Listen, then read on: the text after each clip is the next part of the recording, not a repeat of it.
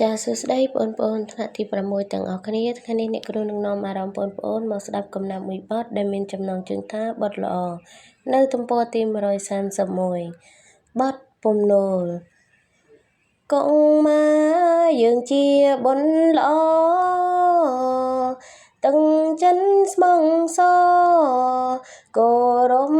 មេដាបៃតាលោកបីបំថ្នមរក្សាមើលខុងត្រូវណាណែនាំបញ្យល់អប់រំទុនភ្លុន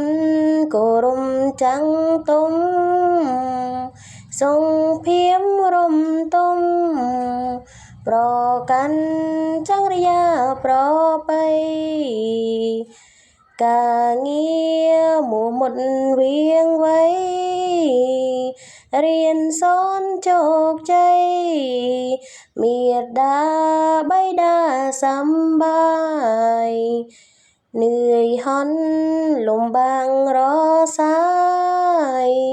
លោកឪពុកនាងម្ដាយសង្ឃឹមអនាគតកូនបុណ្យល្អទង់ដូចជាក្បូនយិនយោងបងប្អូនញាតិមិត្ត